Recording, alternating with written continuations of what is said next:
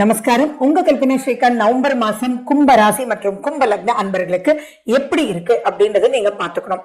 ரொம்ப முக்கியமா பாத்தீங்க அப்படின்னா இந்த நவம்பர் மாசம் ரெண்டு முக்கிய விஷயங்கள் வருட கிரகங்கள்ட்ட சேஞ்ச் ஏற்படுது. ஒண்ணு குரு உங்களுக்கு வக்ரம் பெறார் நவம்பர் 11ஆம் தேதி. அடுத்தது பாத்தீங்கன்னா உங்களுடைய 2ஆம் வீட்டுல இருந்த சனி வக்ர நிவர்த்தி ஆறார். அப்போ அது எப்போ அப்படின்னா உங்களுக்கு 28ஆம் தேதி நவம்பர் மாச கடைசியில் தான். அது மட்டும் இல்லாம உங்களுடைய 7ஆம் வீட்டு அதிபதியான சூரியனும் நீச்சம் பெறார். அடுத்தது 9ஆம் வீட்டு அதிபதியும் 4ஆம் வீட்டு அதிபதியுமான சுக்கிரனும் பவர் இழந்து இருக்கார். சோ இந்த இடத்துல எப்படி இருக்கும் அப்படின்றது நீங்க தெளிவா புரிஞ்சுக்கணும். மொத்தத்துல நான் உங்களுக்கு கும்பராசிக்கு என்ன சொல்வேன்னா, ஒரு காலகட்டத்துல நல்லா இருக்கு, பட் பல விஷயங்கள் கொஞ்சம் கேர்ஃபுல்லா இருக்க வேண்டிய ஒரு காலகட்டமா தான் இருக்கு. ஏன்னா எப்பயுமே ராகுன்றவர் உங்க மேல இருக்கார். அந்த ராகு இருந்தார் எப்பயுமே போன பயிற்சியில இருந்து. ஆனா குருனுடைய பார்வையில இருந்தார், இப்ப குருனுடைய பார்வையில இல்லை.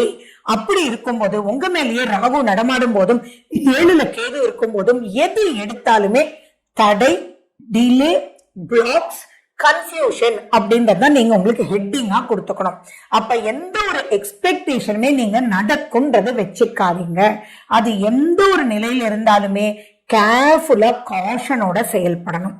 இப்ப திருஷ்டிகள் நிறைய நிறைய நிறைய வரதுக்கு உண்டான வாய்ப்புகள் இருக்கு.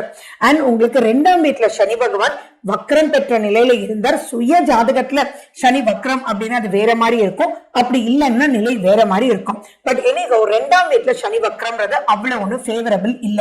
அப்போ தேவையில்லாத ஒரு சந்தோஷமான ஒரு நிகழ்வை நீங்க சிம்பிளான ஒரு விஷயத்த யாரோட ஷேர் பண்ணாலுமே இப்ப தேவையில்லாத போட்டி, பொறாமை இதெல்லாம் வரதுக்குண்டான வாய்ப்புகள் திருஷ்டின்றதுனால தாக்கப்படுறது மிகப்பெரிய ப்ராப்ளத்துக்குள்ள மாட்டிடுவீங்க.